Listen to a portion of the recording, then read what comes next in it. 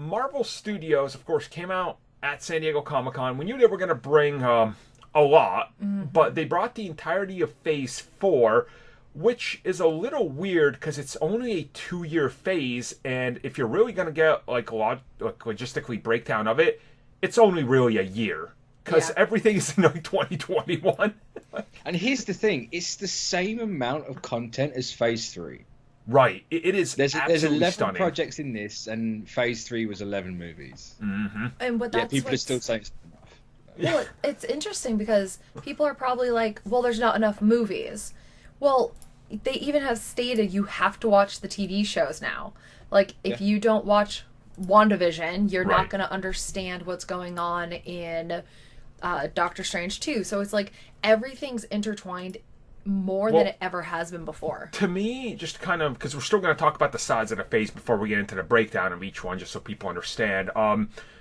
It's telling that each series is going to be 6 to 8 episodes, so our, like, pure by hour content, you're going to get more content than ever before in one year. Not to mention, on top of that, you're going to add, you know, like Winter Soldier and Falcon and all that. You have Black Widow, you have Eternals. Like, there's a lot of stuff that they announced. And that kind of tells you the size and scope of what the MCU is going to become, because like 2021 is really the year they hit their stride with how many movies they're releasing and how many shows they're going to be producing.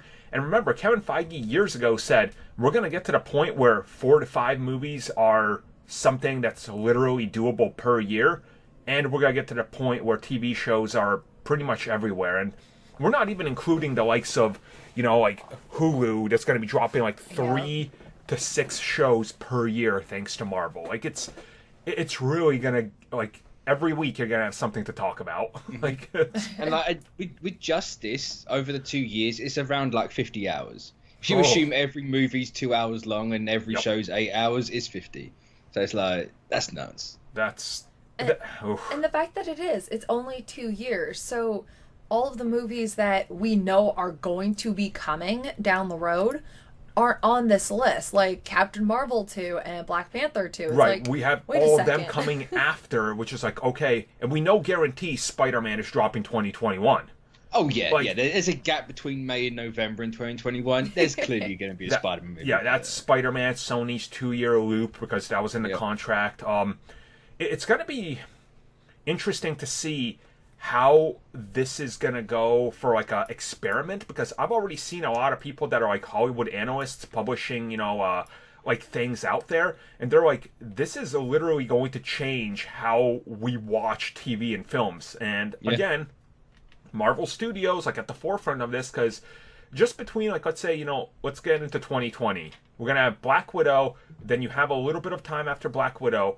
The Falcon and Winter Soldier drops. By the time that's done, we're in Eternals.